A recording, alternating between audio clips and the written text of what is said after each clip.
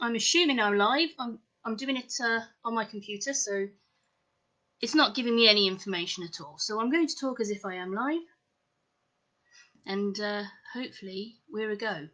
So good evening. I hope you've had a great day. Hi, welcome to my little couple of minutes going live here. You can tell how much I hate doing this, I know. But my publishing company, Fortis Publishing, have challenged me just to come on just for a couple of minutes and tell you all about the book, my debut novel. That's Shadow Man by me. That's me. Look, I have my own book. Woo. And just tell you a little bit about what it is, what's going on with it, where you can get it, and all that jazz. They've challenged me to do this, so look how much my face is enjoying it. So, without further ado, this is a horror, supernatural thriller. If you're a fan of Stephen King and Dean Koontz, apparently, it's along a very similar vein. I've had a few fantastic reviews already on Amazon from it, and thank you so much to everyone who's read it and who loves it.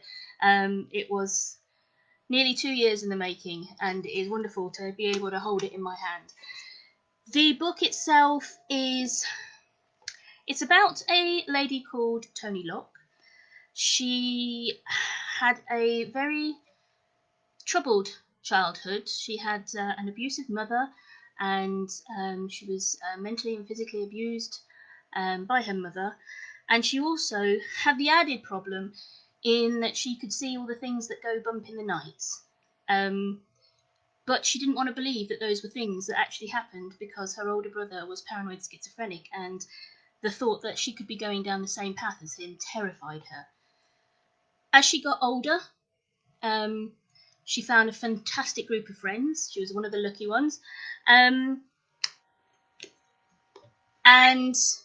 everything was going great until one day one of her friends goes missing, and they never find her. She goes missing without a trace. A few other things happen during the same period, and Toni runs away. She disappears off, and she doesn't look back. 20 years later, her friend's body is found, and she comes back to her hometown for the first time since she left to go to her memorial. And she meets up with all her friends, and she visits her old house, and all those things that she'd buried and locked away, all the abuse, all the things that she saw that went bump in the night, and all of that stuff starts to come filtering back. All the stuff that she just spent 20 years running away from starts coming back to her. Plus all the good stuff with her friends and their support, and how much you rely on friends and you need friends to keep going through all the hard times, regardless of whether you talk about them or not. There's a lot of other things that happen in this book, but I don't want to give too much away because I would like you to read it, obviously, and be entertained by it. So I won't tell you too much more, but she does start to come to terms with all the stuff that happened to her as she was growing up, and she does start to loosen up, but then she realizes that she needs to do something drastic because those things in the dark that aren't just shadows are hurting her friends, and she needs to sort that out before it does any more damage than it already has. And mix into all that a serial killer, serial kidnapper, serial murderer, who's a little bit more closer to home than she would have liked, and she puts her and her friends in direct harm's way unwittingly. She needs to work hard to get everything back to normal and face her demons, personal and actual. And that is basically what this book is about. Thank you to everyone who is tuning in. Looking forward to reading it. Hi, Kate. Hi, Ken. Thank you for sharing. Hi, Rob. I know you can't wait to get your copy all the way over in Spain there. Jill, thank you very much. I watched yours as well. Your book is phenomenal. I'm actually doing the voiceover for Jill's book, Two Cops and a Robber, which is a phenomenal story. If you are, and it's a true story as well, which is amazing. I definitely recommend you go check it out. It's another one of my fellow Fortis publishers, writers.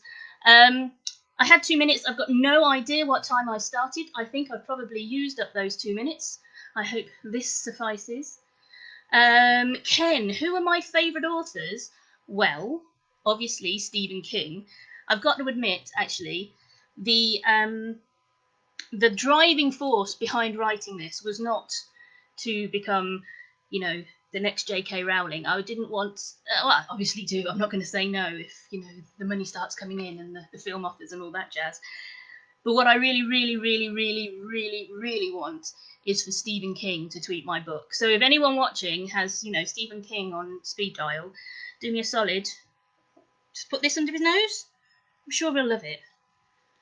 If I see Stephen King tweet my book, I think I will probably scream so loud everyone will hear it, no matter where in the world you are.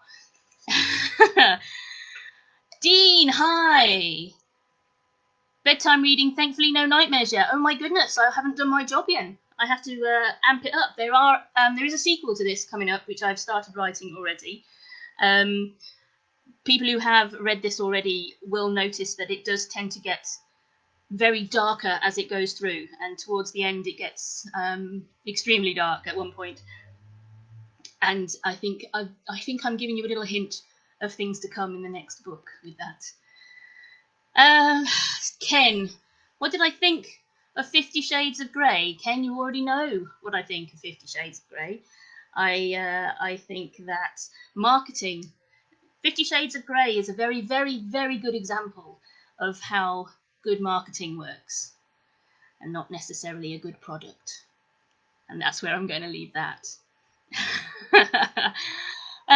Right, I'm running out of things to say. Thank you, everyone who's watching. And a lot of people watching. I do enjoy that. But I like to be sort of here behind the book. Yeah, I'm not a big fan of being here in front of the camera. So I'm going to leave you lot to it. Thank you very, very much for watching. And if you want to get your copy, if you haven't got it yet, what are you doing? Go out and get it. You can find it on Amazon. Just search for me, Shadow Man by Terry Brown, and it should pop up for you. And you can have it in paperback or on your Kindle. If you've got Kindle Unlimited, you can get it for free, which is even better. And yeah, enjoy. And please, please, please, please, please, please, please, whatever you do, don't forget to give me a review. I don't care where you buy it from, whether you borrowed it from a friend, whatever. If you've read it, even if you think it's just a bit meh, please give me a review, because Amazon looks at reviews, not sales. And the more reviews I get, the more Amazon looks at it, and the more Amazon looks at it, the more Amazon pushes it, and the more Amazon pushes it, the more sales I get, and round and round and round we go. So your review means the world to me, and not just for my ego to know that you love me, because that is important too. Oh, Jamie, hello. How are you doing? What are you doing on here? I hope you have a great night, whatever you're doing, the rest of you. And thank you very much for watching. Buy it, buy it, buy it. Review it. Leave me a review. And I have no idea how to turn this off because I'm on my computer. Oh, there we go. Thank you. Bye-bye.